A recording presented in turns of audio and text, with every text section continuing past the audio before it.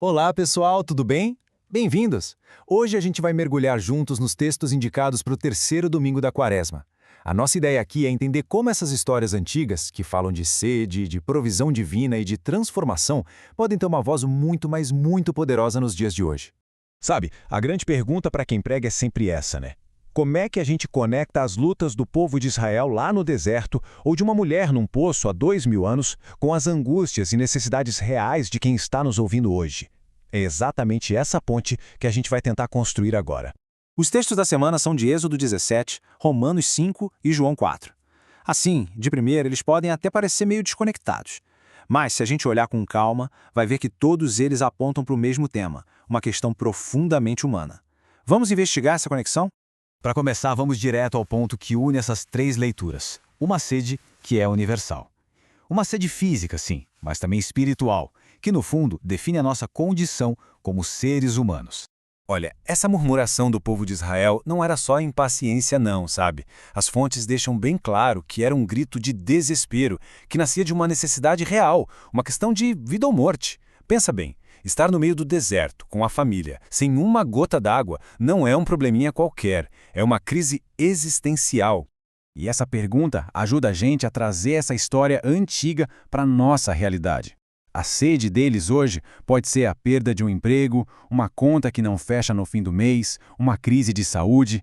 São essas grandes coisas que nos levam a duvidar, a murmurar e a perguntar: Deus, será que o Senhor está mesmo aqui com a gente? Agora, vamos olhar para a mulher no poço. É muito fácil cair naquela leitura superficial dela como uma pecadora, né? Mas a história é bem mais profunda. Naquela cultura, um homem podia se divorciar por qualquer motivo, deixando a mulher completamente desamparada. Ela foi usada e descartada. Então, a sede dela não era só de água.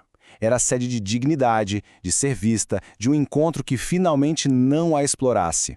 E aqui a gente vê a conexão de um jeito genial. A história particular daquela mulher é, na verdade, um retrato da condição humana universal que Paulo descreve em Romanos. A vida de fardos dela é um espelho do nosso estado de fraqueza diante de Deus. Tanto o povo no deserto quanto a mulher no poço estão no limite, precisando desesperadamente de ajuda. E é bem nesse ponto, no fundo do poço da necessidade, que algo extraordinário acontece. O ponto de virada nessas histórias não vem de um esforço humano, vem de uma intervenção de Deus que é totalmente surpreendente, até contraintuitiva. Repara que a solução de Deus aqui é, no mínimo, estranha. Ele não manda uma chuva, não faz aparecer um oásis, ele manda Moisés bater numa rocha. É um ato que foge totalmente da lógica. E o propósito é justamente esse: mostrar que a salvação não vem por meios naturais, mas do poder milagroso de Deus. Do mesmo jeito que Jesus faz no poço é radical. Ele, um homem judeu, um mestre da lei, quebra todos os protocolos. Ele conversa com uma mulher que era samaritana e ainda por cima uma excluída social. Só esse ato por si só já era um escândalo, uma intervenção deliberada que derrubava muros de separação. E aqui está o ponto-chave, que Paulo resume tão bem em Romanos. A intervenção de Deus não acontece porque a gente se tornou bonzinho ou merecedor. Ele age enquanto ainda éramos fracos. Ele vem ao nosso encontro a seu tempo, um tempo que é dele, não nosso. Isso vale tanto para os israelitas reclamando no deserto, quanto para a mulher marginalizada no poço. Bom, então agora a gente chega no coração da mensagem, na solução para essa sede universal. E não é apenas sobre água para matar a sede do corpo. É sobre a boa nova, o Evangelho. As fontes nos dão aqui uma verdadeira chave para pregar a história de Êxodo. O apóstolo Paulo nos diz, com todas as letras, que a rocha não era só uma rocha. Ela era um sinal, um símbolo que apontava para Cristo, a verdadeira fonte de onde jorra a vida. Isso nos ajuda a entender algo crucial sobre a graça. Graça não é uma coisa que Deus dá, como se fosse um objeto. A graça é a disposição de Deus em relação a nós. É a atitude dele, uma atitude de misericórdia e favor para com quem, sinceramente, não merece. E aqui fica clara a diferença entre a nossa lógica e a lógica divina. Nossos presentes geralmente são transacionais. A gente dá para quem merece ou esperando algo em troca.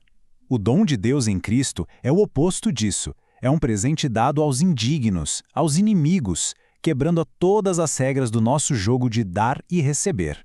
E o próprio Jesus fala sobre isso, né? Ele se apresenta como o dom de Deus e também como a fonte de uma água viva, que é outra coisa. Uma água que sacia a sede mais profunda da alma e que transborda para a vida eterna. Olha, tem uma frase de Lutero que resume isso de um jeito perfeito. O amor de Deus não nos procura porque a gente é amável. O amor dele é criador. Ele nos encontra na nossa condição de inimizade e, por meio desse amor, nos transforma, nos torna amáveis e dignos. Certo. E qual o resultado disso tudo? O que acontece depois desse encontro com a água viva? Não é só um alívio passageiro, não. É uma transformação de vida. Uma aplicação que muda absolutamente tudo. A mudança na vida da mulher é imediata, é dramática. Ela chega sozinha, cheia de vergonha, e o que a impacta não é uma aula de teologia, mas o fato de que Jesus a conhecia por inteiro. Ele me disse tudo o que eu já fiz, e mesmo assim a tratou com amor. Naquele momento, ela larga o cântaro, o símbolo do seu fardo, e sai correndo para contar a novidade. E o efeito disso é gigantesco. O testemunho pessoal dela, simples e direto. Venham ver um homem que sabe tudo sobre mim e ainda assim me ofereceu amor, leva uma cidade inteira a crer. Uma vida transformada leva à transformação de uma comunidade. E assim, a gente fecha o ciclo. Saímos da murmuração, lá de Êxodo, e chegamos numa vida de confiança. A resposta para a nossa sede, para as nossas lutas e dúvidas, não está na nossa própria força, mas está em Cristo, a rocha que foi ferida por nós e de onde a vida eterna jorra sem parar. Isso tudo nos deixa com uma pergunta final bem direta. As pessoas chegam à igreja todos os domingos, cansadas, sobrecarregadas, com sede. A mensagem desta semana é um lembrete poderoso de que não temos apenas um conselho para oferecer, nós temos a água viva. Então, a questão que fica é, que fonte nós vamos apresentar a elas?